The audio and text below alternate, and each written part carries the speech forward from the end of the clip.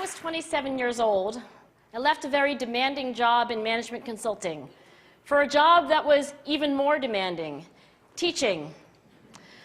I went to teach 7th graders math in the New York City public schools.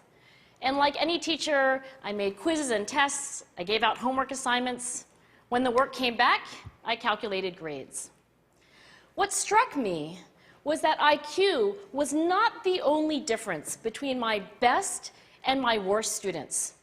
Some of my strongest performers did not have stratospheric IQ scores. Some of my smartest kids weren't doing so well. And that got me thinking.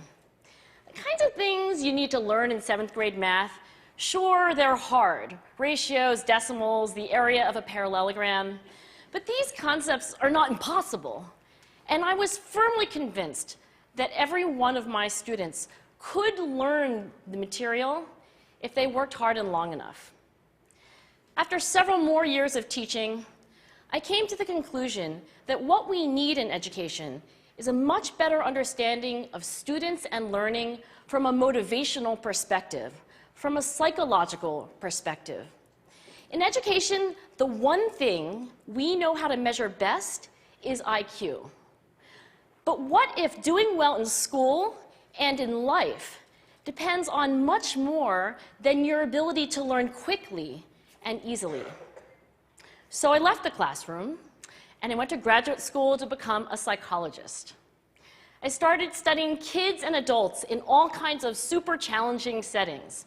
And in every study, my question was, who is successful here and why?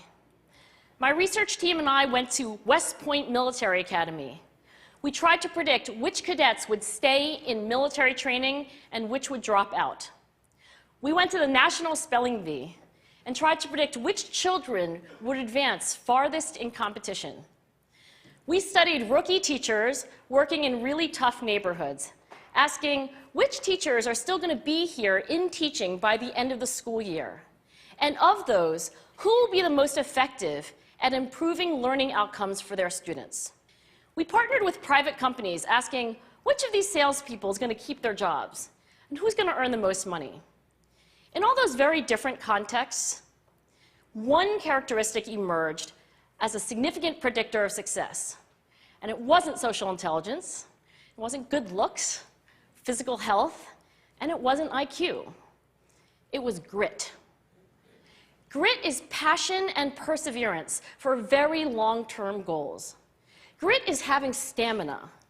Grit is sticking with your future, day in, day out, not just for the week, not just for the month, but for years, and working really hard to make that future a reality.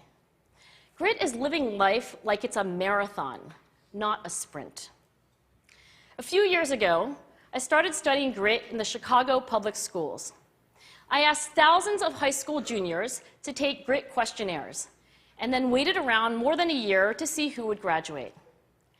Turns out that grittier kids were significantly more likely to graduate, even when I matched them on every characteristic I could measure, things like family income, standardized achievement test scores, even how safe kids felt when they were at school. So it's not just at West Point or the National Spelling Bee that grit matters, it's also in school, especially for kids at risk for dropping out. To me, the most shocking thing about grit is how little we know, how little science knows about building it. Every day, parents and teachers ask me, how do I build grit in kids? What do I do to teach kids a solid work ethic? How do I keep them motivated for the long run? The honest answer is, I don't know. What I do know is that talent doesn't make you gritty. Our data show very clearly that there are many talented individuals who simply do not follow through on their commitments. In fact, in our data, grit is usually unrelated or even inversely related to measures of talent. So far, the best idea I've heard about building grit in kids is something called growth mindset. This is an idea developed at Stanford University by Carol Dweck, and it is the belief that the ability to learn is not fixed, that it can change with your effort. Dr. Dweck has shown that when kids read and learn about the brain and how it changes and grows in response to challenge, they're much more likely to persevere when they fail because they don't believe that failure is a permanent condition.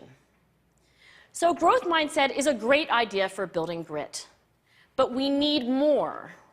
And that's where I'm going to end my remarks, because that's where we are. That's the work that stands before us. We need to take our best ideas, our strongest intuitions, and we need to test them. We need to measure whether we've been successful, and we have to be willing to fail, to be wrong, to start over again with lessons learned. In other words, we need to be gritty about getting our kids grittier. Thank you.